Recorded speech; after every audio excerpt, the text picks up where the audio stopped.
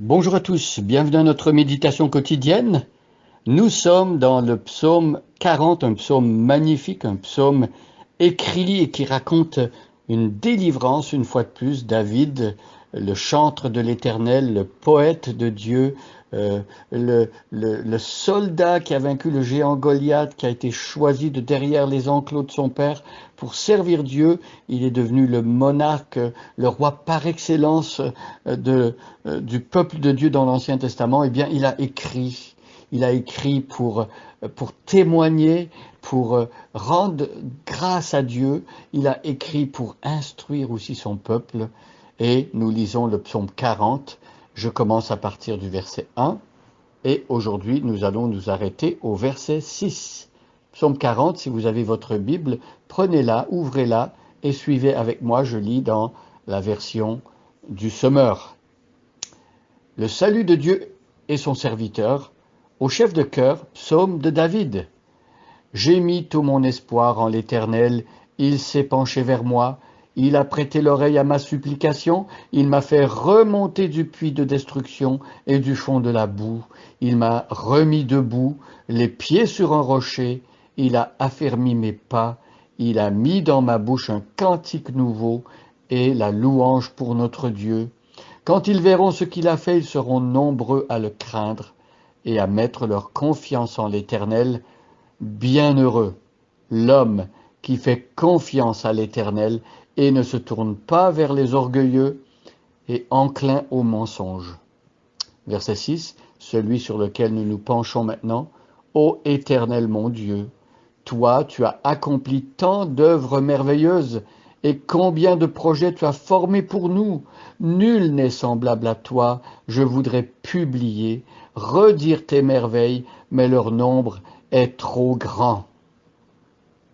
Alors ici, le roi David, quand il réfléchit à ce que Dieu a fait pour lui, et quand il réfléchit à sa propre vie, à tout ce que Dieu a fait depuis que Dieu s'est révélé à lui, eh bien, David, il est émerveillé. David n'en revient pas. Il dit, toi, tu as accompli tant d'œuvres merveilleuses. C'est vrai que Dieu a accompli des œuvres merveilleuses en faveur de David, et David aime raconter aux autres ce que Dieu a fait. Mais David n'est pas le seul à avoir bénéficié de la grâce de Dieu et des œuvres de salut, des œuvres de secours, de miséricorde de Dieu à son égard. Ô Éternel mon Dieu, voyez, David parle à Dieu et il dit mon Dieu. David a vécu une expérience de rencontre personnelle avec Dieu qui fait que maintenant, David ne parle plus de Dieu d'une manière générale ou générique.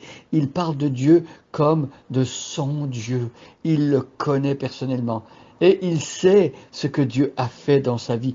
Toi, tu as accompli tant d'œuvres merveilleuses. Voyez, David attribue à Dieu les grandes œuvres qui ont pu se produire dans sa vie. Combien nous sommes enclins, nous les êtres humains, à s'attribuer une gloire qui ne nous appartient pas. Parfois, nous vivons des choses extraordinaires dans nos vies.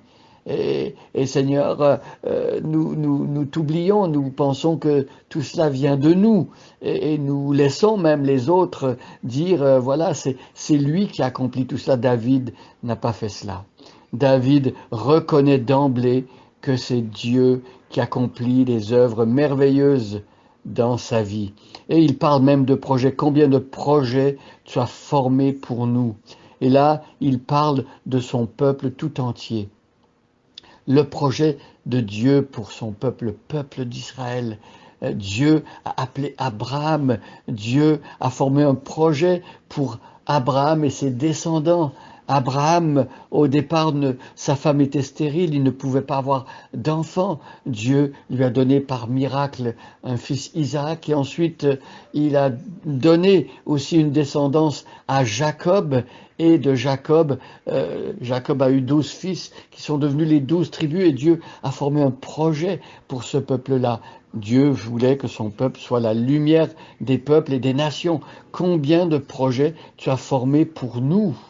nul n'est semblable à toi. Alors, évidemment, David était entouré de toutes sortes de peuples et de nations qui avaient des divinités, des idoles, des dieux. Et David s'arrête à comparer le sort du peuple d'Israël au sort des nations d'alentour. Et David met sa fierté en Dieu. Dieu a formé des projets pour son peuple. Dieu a établi ce peuple. Il lui a donné des prophètes, il lui a donné sa parole, il lui a donné des prêtres, des grands prêtres, tout le système sacrificiel. Il lui a promis un Messie. Tant de projets bénis Dieu a formés sur son peuple. Et là, en pensant à tout cela, David le dit haut et fort, nul n'est semblable à toi. Qui peut se comparer à l'Éternel, le Dieu de la Bible, le Dieu qui s'est révélé à David, le Dieu d'Abraham, d'Isaac et de Jacob, le Dieu de Jésus-Christ, le Dieu que les chrétiens connaissent, est un Dieu unique, un Dieu qui ne se compare à personne d'autre, tellement il est au-dessus du lot, au-dessus de la mêlée, il est le plus grand, il est l'Éternel. Nul n'est semblable à toi. Et David, du coup, quand il pense à ce Dieu qu'il adore, il ne peut pas se retenir. Il veut publier, il veut annoncer, il veut faire connaître ce grand Dieu et faire savoir à ceux qui l'entourent combien sa gloire est grande. Je voudrais publier et redire tes merveilles. Lorsque vous pensez à ce Dieu qui vous a touché, qui s'est révélé à vous, ce grand Dieu qui a changé votre vie, ce grand Dieu qui agit en votre faveur.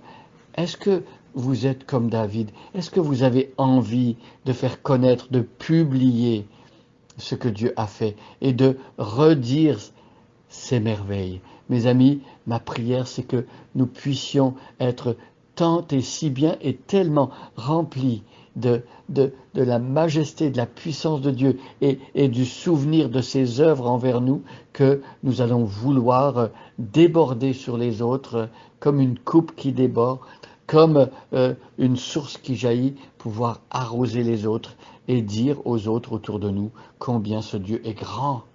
Je voudrais publier, redire tes merveilles, mais leur nombre est trop grand. David reconnaît que même ce qu'il a pu commencer à percevoir des œuvres de Dieu, il se rend compte que ce n'est que le début, ce n'est que la pointe de l'iceberg. Et il y a tellement d'œuvres que Dieu accomplit dans le monde, dans notre vie, dans la vie de son peuple et tout autour, que c'est impossible de tout dire. Mais commençons par dire ce que Dieu nous montre, commençons à raconter ce que Dieu met devant nous, des œuvres qu'il a accomplies en notre faveur.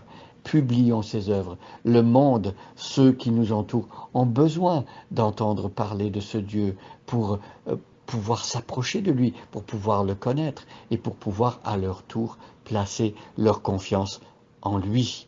Bonne journée à chacun et à chacune et soyez bénis.